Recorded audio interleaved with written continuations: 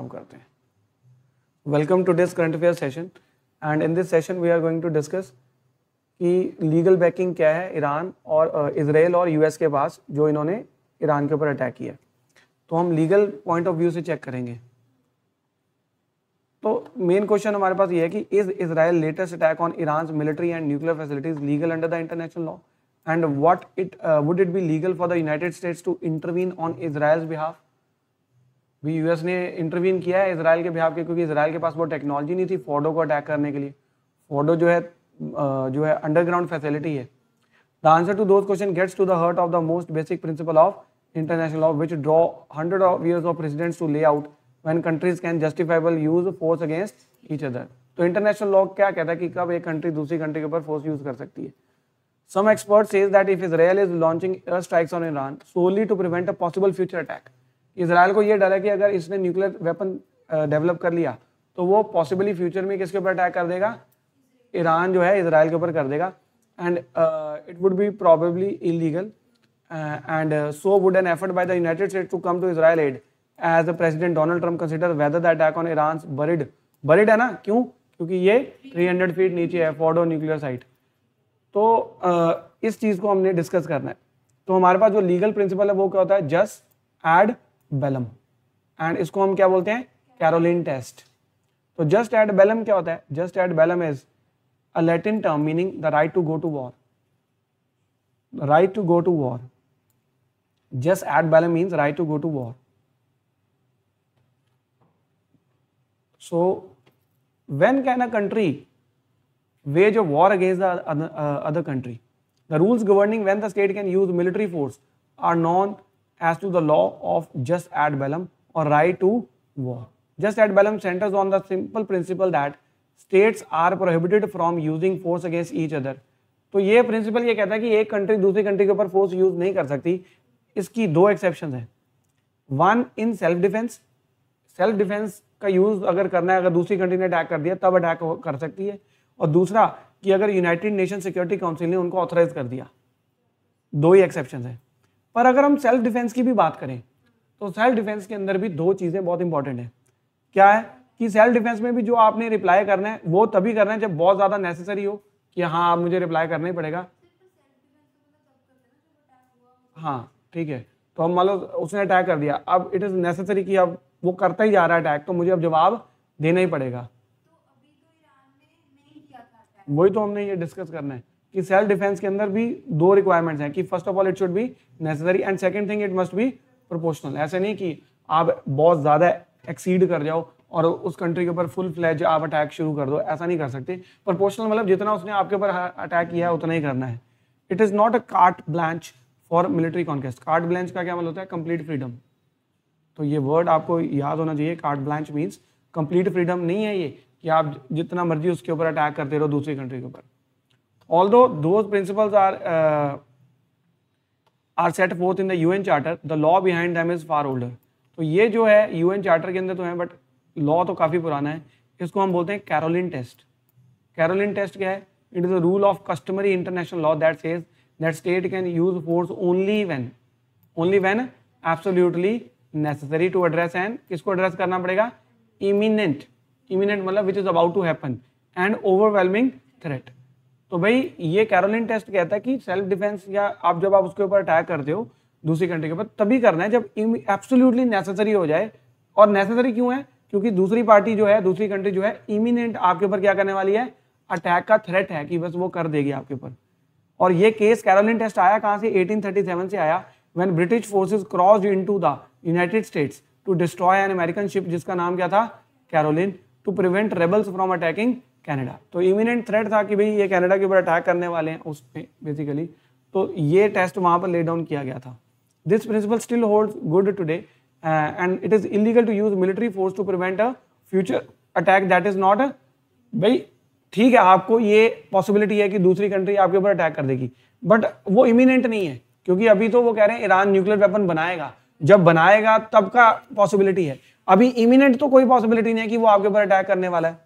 तो इजराइल ने जस्टिफिकेशन तो यही दी है कि भाई ईरान जो है वो न्यूक्लियर डेवलप कर रहा है और वो एक एग्जिस्टेंशियल थ्रेट है किसके लिए, इसराइल के लिए, तो इसलिए उन्होंने अटैक कर दिया, ये जस्टिफिकेशन है। बट कैरोलिन टेस्ट के अकॉर्डिंग ये जस्टिफिकेशन क्या है, गलत है, क्योंकि इमिनेंट थ्रेट नहीं है। आगे देखिए, Israel current bombing campaign appears to be fall afoul of that rule. ठीक है, नाउ ये मैंने आपको बताया, it is the international rule that when a country is allowed to use military force against other country, the basic rule is countries are not allowed to attack each other unless they are defending themselves from an armed attack, self defense, या United nation security council उसको allow कर दे। Limitation self defence में भी दो है कि necessary, you have no other choice, कि भाई हमें भी बचाव के लिए करना ही पड़ेगा, and proportional means you don't over react. Now what is Caroline test?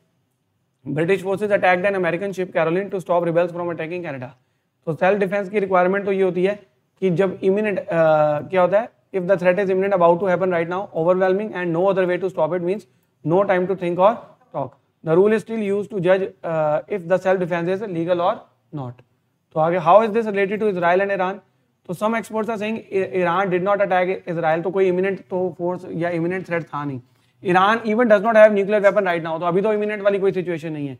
So Israel bombing जो करी है उसने, वो क्यों करी है? To prevent a future threat. तो it might break the international law because the threat wasn't imminent और ओवरवेलमिंग। तो इस ग्राउंड पे जस्ट एड बेलम जो हमने पढ़ा ऊपर, इस ग्राउंड पे तो इजराइल मतलब उसकी पोजीशन गलत है।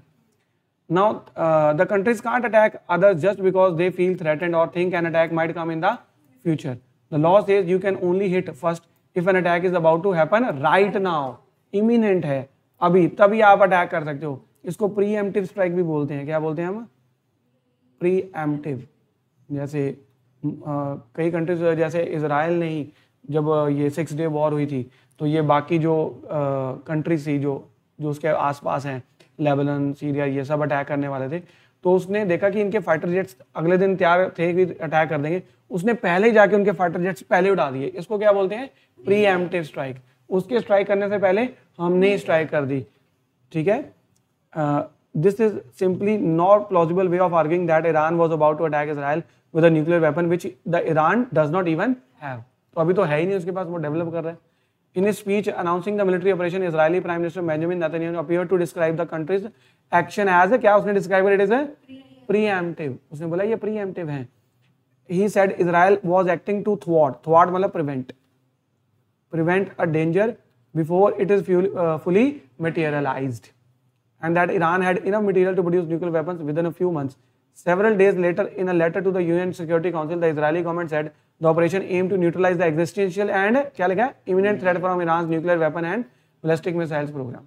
तो imminent है नहीं, बट वो अपनी तरफ से ये कह रहे हैं imminent है। और दूसरा टेस्ट क्या होता है? जो देखो, एक जस्टिफिकेशन ये है कि भाई दूसरी कंट्री हमारे पर इमिनेंट अटैक करने वाली है। इस टेस्ट के ऊपर तो इजराइल का जो क्राइटेरिया वो फुलफिल नहीं हो रहा। दूसरा टेस्ट है प्रॉक्सी टेस्ट, या जिसको हम निकारागुआ टेस्ट बोलते हैं। इसमें अगर वो कंट्री इमिनेंट अटैक नहीं भी कर रही, बट आपके ऊपर अटैक्स हो रहे हैं इनडायरेक्टली प्रॉक्सीज के थ्रू। समझ में आ रहा है? प्रॉक्सीज के थ्रू। तो रेजिस्टेंस एक्सिस है ना, एक रेजिस्टेंस एक्सिस है। इसमें कौन है रेजिस्टेंस एक्सिस? रेजिस्टेंस एक्सिस में कौन है? एक तो हमास है, ऊपर से हेजोबोल्ला, ठीक है, हेजोबोल्ला, और एक आपका यमन के अंदर जो है हाउथीज। और इनको सपोर्ट कौन कर रहा है? ईरान। हाउथीज को भी सपोर्ट कर रहा है, हेजोबोल्ला को भी कर रहा है, और हमास को भी कर रहा है। तो ये सब मिलाकर इनको क्या बोलते हैं? Resistance axis. अब इजराइल कहता है कि मैंने अटैक, अगर दूसरे पॉइंट ऑफ व्यू से देख लें निकारागुआ टेस्ट से, कि ठीक है वो इमिनेंट अटैक तो नहीं करने वाला, बट वो प्रॉक्सीज के थ्रू एक तरह हमारे अगेंस्ट लड़ रहा है। तो इस पॉइंट पे चेक किया जाए तो यहाँ पर निकारागुआ टेस्ट ये लगाया जाएगा कि क्या जो कंट्री आप कह रहे हो कि वो प्रॉक्सी वॉर लड़ रही है, क्या उस कंट्री का इन प्रॉक्सीज के ऊपर कंट्रोल है? अगर इन प्रॉक्सीज के ऊपर उस कंट्री का कंट्रोल है तो दैट मीन्स फिर इजराइल जस्टिफाइड अटैक करने के लिए। बट इस पॉइंट पे भी इजराइल जो है जस्टिफाइड नहीं हो पाया, क्योंकि जो हाउथीज हैं और या फिर हेजोबुल्लाह जो हमास है, ये इसके कंप्लीट कंट्रोल में नहीं है। नो डाउट कि ये इसको कुछ ना कुछ सपोर्ट प्रोवाइड करता है, but they are not in their complete control.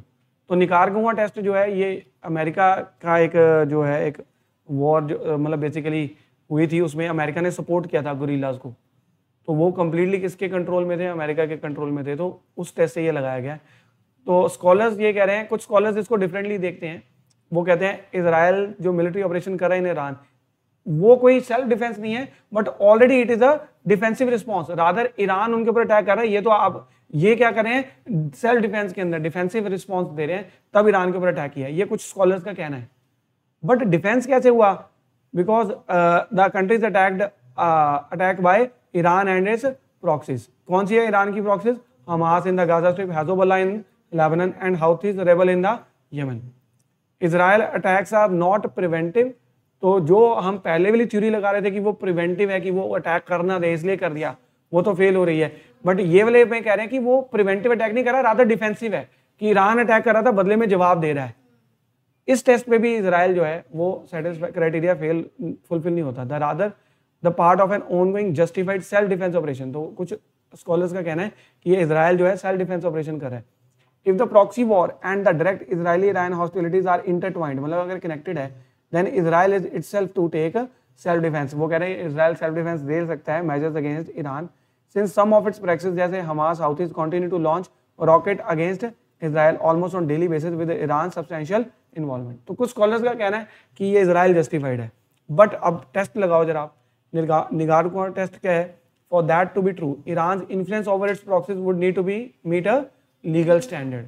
तो ईरान का अगर इन्फ्लुएंस उसकी प्रॉक्सीज के ऊपर बहुत ज्यादा है तो फिर इजराइल जस्टिफाइड है, अगर उसका इन्फ्लुएंस नहीं है तो इजराइल जस्टिफाइड नहीं है। तो अगर हम यहाँ पर देखें निगारगुआ टेस्ट विच अरोज, ये कहाँ से आया था? A case involving the US backing of contra militia in Nicaragua. तो उसमें हम देखेंगे क्या होता है कि if the state has effective control over a militia, it can be held responsible for the militia's actions. तो जो मिलिटिया कर रहा है हम मानेंगे कि यूएस कर रहा है, क्योंकि यूएस के कंप्लीट कंट्रोल में था ना। And if it has substantial involvement in a particular attack, the country shares the legal consequence of that attack too. तो अगर हाउथी अटैक करें तो फिर ईरान भी उसके कॉन्सिक्वेंस को शेयर करेगा। बट द पॉइंट इज पहले चेक तो करो कि उसका इन्फ्लुएंस है या नहीं इसके ऊपर। Application to the current scenario it appears unlikely, तो यहाँ कह रहे हैं ना not likely that the effective control standard would be met in this case.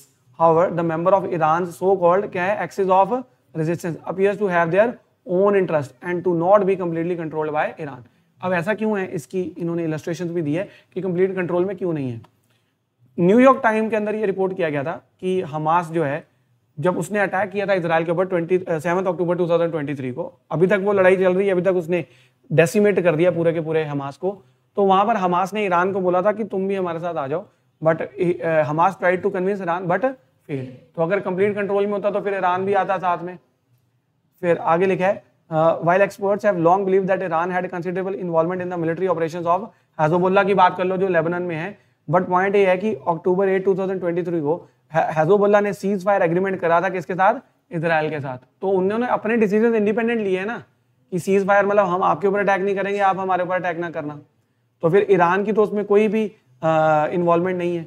It means it is staying out of escalating conflict between. और अभी भी अगर बात करें इजराइल ईरान, उसमें हेज़बोल्लाह ने तो कोई अटैक ही नहीं किया उसके ऊपर, तो क्या फिर वो उसके कंट्रोल में है हेज़बोल्लाह? तो अभी भी जो इजराइल और ईरान में अटैक चल रहा है उसमें हेज़बोल्लाह की कोई इन्वॉल्वमेंट नहीं है। Similarly Iran does not appear to have effective control over Houthis also, Houthis के ऊपर भी नहीं है। United States has accused Iran, Iran के ऊपर एक्यूजेशन यूएस ने लगाई है कि वो हाउथीज रिबेल्स को कंट्रोल करता है, डायरेक्ट इन्वॉल्वमेंट है। But Houthis attack on Israel are still going on, and even if there was such a conflict, Israel escalation would still need to be necessary and proportional to the। तो basically ये कह रहे हैं कि अगर involvement है भी है तो इजराइल ने जो ये अटैक ही कर दिया है सारी न्यूक्लियर फैसिलिटी, ये प्रोपोर्शनल नहीं है अगर मान भी लें हम। आई बात समझ या नहीं? आगे देखिए व्हाट अबाउट, आज यूनाइटेड स्टेट्स की बात करिए, इजराइल के पॉइंट ऑफ व्यू तो देख लिया वो जस्टिफाइड नहीं है। यूएस कहाँ से बीच में आ गया? ना तो यूएस को कोई इमिनेंट थ्रेट हो रहा है कोई, और ना ही उसके अगेंस्ट कोई प्रॉक्सी वॉर भी हो रही है। तो यूएस का देखिए, the legality of possible of US intervention in the conflict would most likely to turn on the legality of the. तो मतलब बेसिकली यूएस की लीगैलिटी डिपेंड करती है इजराइल की लीगैलिटी के ऊपर। इंटरनेशनल लॉ कहता है कि कलेक्टिव सेल्फ डिफेंस मतलब सारे आकर मिलकर डिफेंस कर रहे हैं सारे, जैसे कलेक्टिव सेल्फ डिफेंस क्या वो भी आ गया डिफेंस में, ये भी आ गया डिफेंस में। तो ये कह रहे हैं कि कलेक्टिव सेल्फ डिफेंस तभी हो सकता है कि अगर state provides assistance to the victim of unlawful attack as long as victim state request. तो कलेक्टिव सेल्फ डिफेंस तब होगा अगर इजराइल रिक्वेस्ट करता है किसको? यूएस को, कि भाई क्यों, वो तो यही मान के चल रहे हैं ना कि ईरान उसके ऊपर अटैक करे तो हम सेल्फ डिफेंस में काम कर रहे हैं। तो वो भी क्राइटेरिया फेल हो गया, हमने पढ़ लिया। बट स्टिल अगर मान लो कि विक्टिम तो वही मान के चलो कि ईरान उनके ऊपर अटैक कर रहा है, तो यूएस की लीगैलिटी कैसे चेक होएगी? वो कहते हैं कलेक्टिव सेल्फ डिफेंस तो हो ही नहीं सकता। इजराइल अगर सेल्फ डिफेंस कर भी रहा है तो यूएस कहाँ से आ गया बीच में, यूएस कैसे सेल्फ डिफेंस करने लग गया? वो कहते हैं वो तभी पॉसिबल है अगर विक्टिम कंट्री उसको हेल्प के लिए बोले। और यहाँ पर लिखा है for example it was legal for the United States and other allies to assist Kuwait. तो ये सेल्फ डिफेंस कहाँ पे आया था, ये एग्जाम्पल दिया उन्होंने कुवैत के अंदर in repelling the Iraqi invasion in 1990। Kuwait की हेल्प करी थी क्योंकि उसने बोला था कि मेरी आप हेल्प करिए। बट इफ इसराइल, बट अगर इसराइल के खुद के एक्शन इलीगल हैं तो यूनाइटेड स्टेट्स अगर सेल्फ डिफेंस करेगा अभी तो उसके भी क्या हो जाएंगे, इलीगल हो जाएंगे, अनलेस यूएस के पास खुद का अपना इंडिपेंडेंट जस्टिफिकेशन हो, जो कि उसके पास सेल्फ डिफेंस का कोई जस्टिफिकेशन ईरान के अगेंस्ट नहीं है। तो with this we are over with this topic.